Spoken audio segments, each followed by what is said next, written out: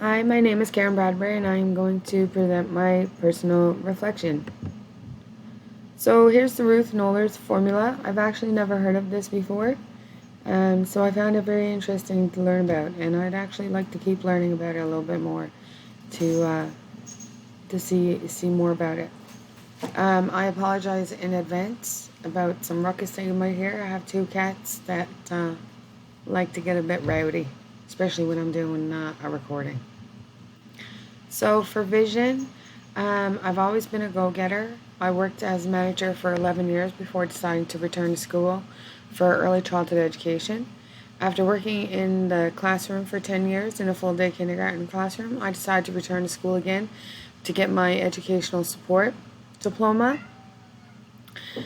And while taking that course, just before I finished, I also decided then to continue my education and get my degree in early childhood leadership, all of which I took here at Sheridan, and I hope to continue on next year into Teachers College so I can become a primary teacher. Eventually, my plan is to move back to Newfoundland, where I'm originally from. I've been in Ontario for 22 years, and I'm looking forward to eventually moving back. I want to bring my experience, my early childhood education, and by then my teacher's experience into the schools back home, and hopefully create a classroom in primary grades which explores a play to learn model of learning. Because not that I don't like the traditional way of learning, I'd like to incorporate both. I'm a big believer in play to learn. So my life goals. So as a mom of four boys, three of my boys are biologically mine, and one is a stepson. I work full time and I go to school full time, and my two youngest boys, pictured here in the slide, are involved in karate, and there they are in their gis. I would say I'm most definitely working hard to achieve my future goals. One of my one I have to make better.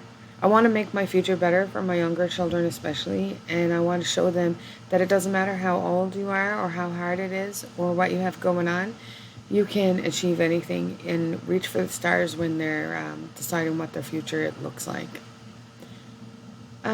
Because my life is so hectic and busy, I don't always have a lot of time, but I try to do my best to balance between being a mom, working, and going to school full time. I've learned to manage them all by beginning the week with a plan, having everything laid out in writing so that I can stay on top of my homework, make sure that my kids get my attention, and then, of course, make sure I wake up and go to work. Sometimes when things get hard and there's lots going on in my weeks, I do find it very exhausting and have stressful times. However, I sometimes think that I've taken on too much, but I try not to think like that and rather focus on my future and why I'm doing what I'm doing. And then I have a partner who is a fantastic supporter, so I turn to him for guidance. And one thing that I need to work on to be better at is I need to stop procrastinating. I tend to do that. And then, of course, run into problems completing all the tasks that I've laid out for myself at the beginning of the week. So my motivation, as you can see, my beautiful four boys, to my two younger ones there at the top of the screen, and to my right you have my 21-year-old and my stepson who is 20 years old. So my motivation is I'm my biggest motivator, I believe, when it comes to making choices in my life. I not only have to make them for myself, but I have to make them for my family. I've always set goals for myself and then figured out what I needed to do to complete them. I've never depended on anybody to make the choices for me. I've always strived to reach my full potential and chase after my dreams. My partner provides me with support. He works hard to take care of the kids. He's taken extra overtime to make sure that we're paying for schooling for me, so he's pretty incredible. He's always encouraging me and reminding me why we're doing this and why I'm doing this, even when things are getting tough and I am ready to quit. My mom's there to listen to me when I need to vent and encourage me to keep going forward. Um, I always want my biggest supporters to be proud of me, but it is me myself that keeps me the most motivated and inspired. I feel proud of things I've accomplished in my life, considering I was a young single mother who moved up within the company that I was working for at that time. I returned to school while my oldest was 8 years old, and I went to school full time, went to work full time, and I was a full time single mom. So at the time, I wanted to teach him the same thing, that you can do anything that you put your mind to it, no matter what you're going through in life. My children are the most important thing to me in my life, and every morning when I wake up, I'm just happy to see their beautiful faces, give them a kiss and a hug, and of course tell them that I love them and get to see them for another day. When I feel I'm lacking motivation, I look to my family and friends. I have one particular friend who's in the same situation as me, and together we keep each other motivated, listen to each other, and lean on each other's shoulders when we're feeling defeated. She helps me get back in my happy place, to be honest.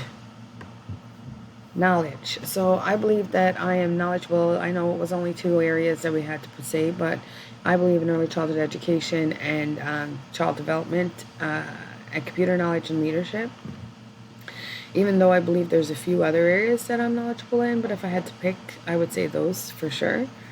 I have been in charge since I was young. I've never been afraid to step up when needed.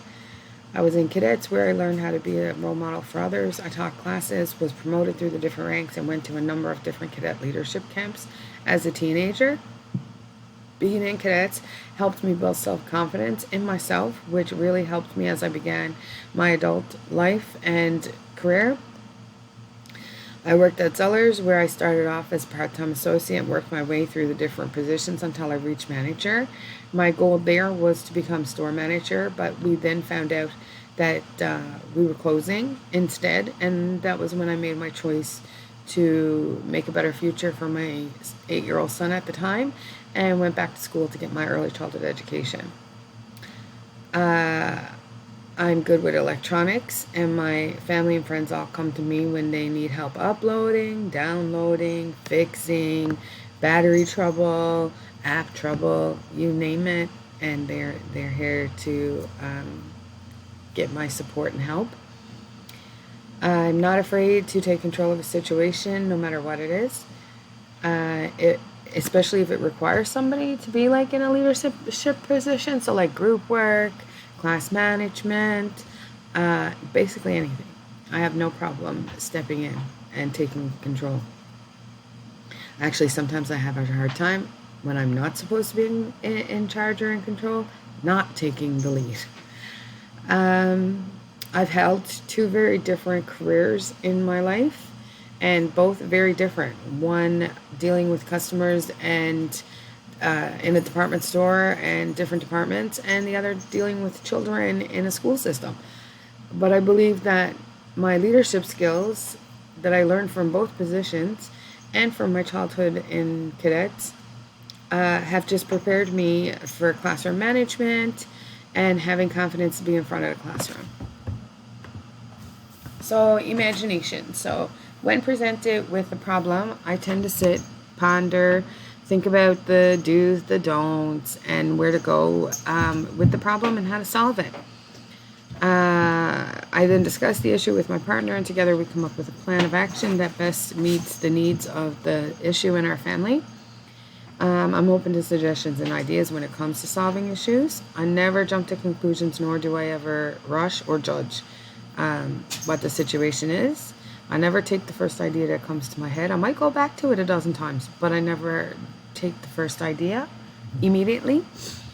I'm definitely someone who is open to alternate ideas which may not make sense to others, because I am a very unique and awkward person sometimes, and sometimes things make sense to me that don't normally make sense to anyone else.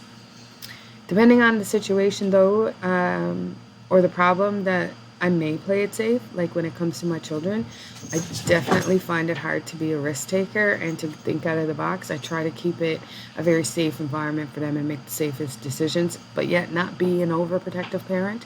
Give them more of the kind of opportunities that I had as a child without giving them the opportunities that I had as a child, if that makes sense.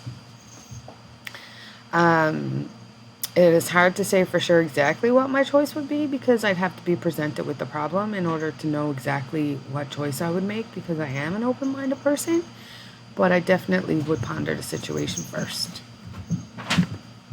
So in the evaluation part, I believe that I am a risk taker depending on the opportunity or the situation. I consider the factors of my present and my future and the effects that my choices or decisions would have on my family and especially myself and my future.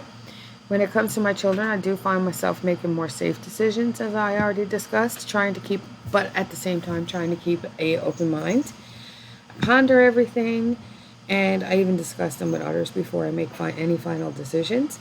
I've always been interested in skydiving, and not many people know that about me, but I definitely want to jump out of a plane one day. I don't know if it is a little bit of fear holding me back, or the unknowns, or what ifs, but I do one day plan to do it. Maybe when my children get a little older, because I think that's the what ifs. What if I'm not here? That gets me. Because they're so little. So maybe when they're a little bit older and I don't have those worries, I think I'm definitely jumping out of a plane. I love being in the air, and actually at one point I wanted to be a pilot. I've flown a glider on my own, and I've also traveled in many planes. One of my favorites is the Hercules, which is a military plane that has no insulation inside. It's just the metal body of the plane, and the seats are like the orange mesh construction worker fences. And if you ever get that opportunity, I would definitely suggest taking it because it was a pretty amazing flight and experience. It's one I haven't forgotten, and I did that as a teen.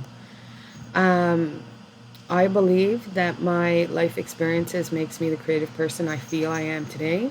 I've always been curious, interested, and always wanting to better myself and to learn more. I stay on top of professional development when it comes to my career as an early childhood educator, working with children with special needs. My own son has a speech disorder, so right now I'm actually doing a research project that is about speech disorders.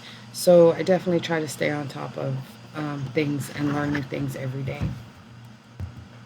So that's the ending of my reflection assignment. I hope you enjoyed it. And I'm just going to move the camera because one of the quotes that I found that I really liked was, you can't use up creativity. The more you use it, the more you have. And I believe that that's me. I have creativity and I use it all the time in the classroom, at home, every day of my daily life. And so thank you for listening.